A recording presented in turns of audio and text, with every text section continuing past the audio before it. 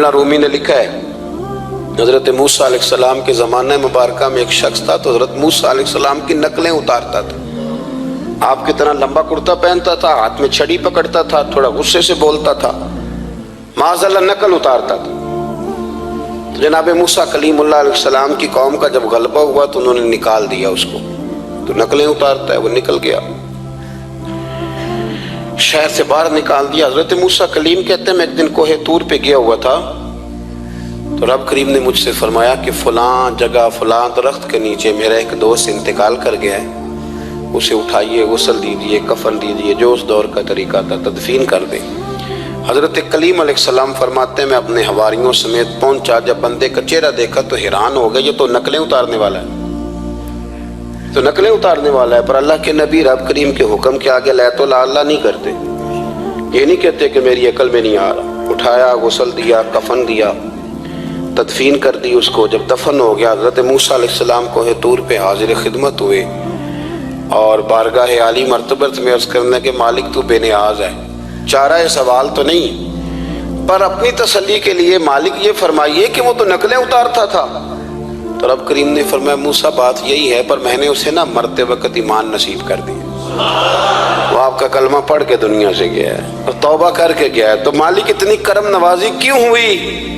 تو رب کریم نے فرمایا موسیٰ جب وہ تیری طرح بن سور کے نکلتا تھا نا، تیری ادائیں اپناتا تھا تو مجھے پیارا ہی بڑا لگتا تھا، پیارا لگتا تھا. یارو دیکھو نا ترمذی شریف میں حدیث ہے، میرے رسول پاک علیہ السلام نے فرمایا میرا امتی جب سفید داڑھی لے کے قبر میں جائے گا نا، داڑھی اور وہ بھی سفید، تو رب فرشتوں سے فرمائے گا اسے عذاب نہ دینا، یہ میرے محبوب کی سنت سفید داڑھی لے کے آگے مجھے شرم آتی ہے اسے عذاب دیتے.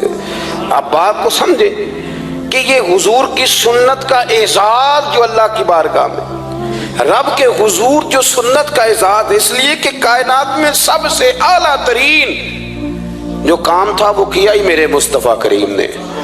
اعلیٰ ترین عمل نبی پاک کا، اعلیٰ ترین، اور طریقہ مبارکہ میں حسن اور جاذبیت، اور آپ اندازہ کر لیں ہم لوگ پٹری سے اتر جاتے ہیں، مرضی کرتے ہیں، ہمارا مزاج ہے جتنا مرضی کو کہے کہ الکوہل والی خوشبو استعمال نہ کریں، پر ہم کوئی نہ کوئی دلیل نکال کے لے ہی آتے ہیں.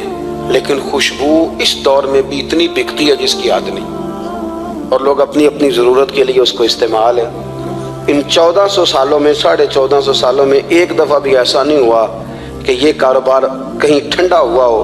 حرم شریف اللہ آپ کو لے جائے تو مسجد نبی میں سونے کی دکان کے ساتھ خوشبو والی دکان ہوتی ہے، یعنی اتنا مہنگا کاروبار ہے کہ جتنا کرایہ سونے کی دکان والا دے رہا ہے اتنا ہی خوشبو کی دکان والا دے رہا ہے. اتنا مہنگا یہ کاروبار ہے، ایک دن بھی اس کام کی اہمیت کم نہیں ہوئی. اور رسول کریم نے کیا فرمایا؟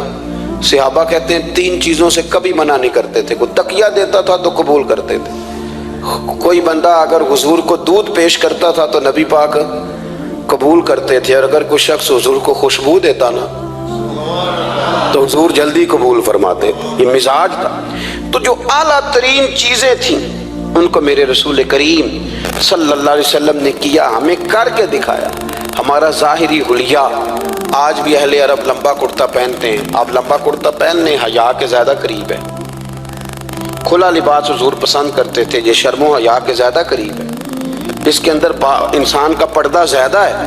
وہ ساری صفات جن سے ایک آدمی متصف ہو سکتا ہے اور اپنے آپ کو سجا سکتا ہے، اپنے معاملات کو ٹھیک کر سکتا ہے، وہ ساری رسول پاک نے ہمیں عطا فرمائی. ایک حضور کا طریقہ مبارکہ تھا کہ سامنے والے جتنے لوگ حضور کے دائیں بائیں رہتے تھے ان کا خیال کرتے تھے. آپ عزت دینی شروع کر دیں، اللہ آپ کو سکون عطا کر دے. آپ احساس کریں دوسروں کا. حضور نہ شدت کے ساتھ، یہ اعلیٰ سنت ہے میرے نبی پاک کی صلی اللہ ہو، سارے پڑھیے دروشی صلی اللہ ہو، یہ اعلیٰ سنت.